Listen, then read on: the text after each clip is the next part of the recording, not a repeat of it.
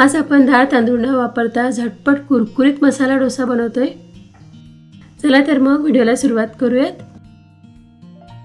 तर सगळ्यात आधी मिक्सरच्या मोठ्या भांड्यामध्ये 2 वाटी मुरमुरे घ्यायचे। आता ज्या वाटीने मुरमुरे मोजून घेतले होते त्याच वाटीने अर्धी वाटी रवा घ्यायचा। आता 4 चमचे बेसन घ्यायचं, अंदाजे पाव वाटी बेसन घ्या आणि अर्धी वाटी दही। सगळे प्रमाण एकाच वाटीने मोजून घ्यायचे। आता यामध्ये थोडं पाणी घालून हे मिक्सरला अगदी बारीक वाटून घ्यायचं। 2-3 वेळा थोडं पाणी घाला। बघा अशा प्रकारे मी अगदी बारीक वाटून घेतला आहे। याचं बॅटर तयार केलं। मिक्सरमधून वाटताना 3-4 वेळा यात थोडं पाणी घातलं होतं। आता यावर झाकण ठेवायचं आणि 10 मिनिटं हे डोस्याचं बॅटर मुरू द्यायचं। कारण यामध्ये आपण रवा घातला आहे तर रवा थोडा वेळ मुरू द्यायचा। आता 10 मिनिटांनंतर पाहूया। बॅटर जर घट्ट वाटत असेल तर यात थोडं पाणी घालू शकता। बघा अशा प्रकारची कन्सिस्टन्सी पाहिजे, थोडं घट्टच पाहिजे, खूप जास्त पातळ करायचं नाही।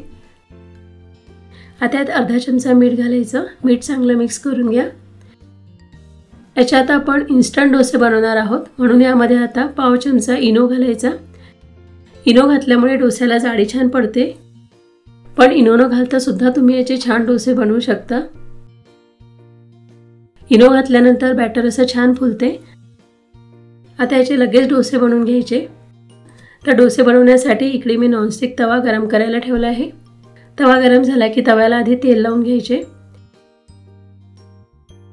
यावर थोडं पाणी शिंपडायचं आणि कपड्याने हे पाणी पुसून घ्यायचं। असं केल्यामुळे तव्याचं टेम्परेचर कमी होते आणि मग डोसा पसरवताना तव्याला अजिबात चिटकत नाही। तर 2 चमचे बॅटर घेऊन अशा प्रकारे पसरवून घ्यायचं। छान पातळ डोसा पसरवून घ्यायचा।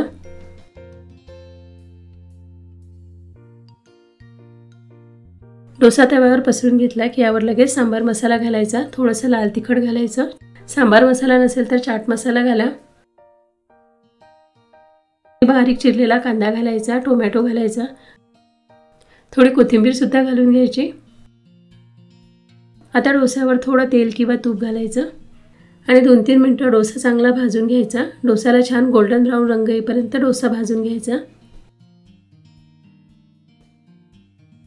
बघा डोस्याला छान रंग आला आहे। डोसा भाजून झाला, आता काढून घेऊयात। बघा डोसा छान कुरकुरीत झालाय। आणखी एक डोसा बनवून दाखवते। प्रत्येक वेळी डोसा बनवताना तव्यावर तेल टाकायचं, त्यानंतर पाणी शिंपडायचं आणि तवा चांगला कपड्याने पुसून घ्यायचा। डोसा तव्यावर पसरवताना फास्ट पसरून घ्यायचा।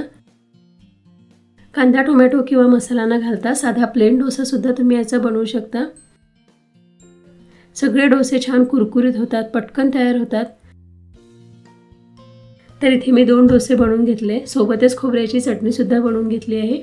आतापर्यंत आपण ह्या चॅनलवर बरेच डोसे पाहिलेले आहेत, पण ह्या डोस्याची चव मला खरंच खूप आवडली। तुम्ही एकदा बनवून बघा आणि आजचा हा व्हिडिओ तुम्हाला आवडला असेल तर प्लीज लाईक करा, शेअर करा, त्याचसोबत आपल्या चॅनलला सुद्धा सबस्क्राईब करा।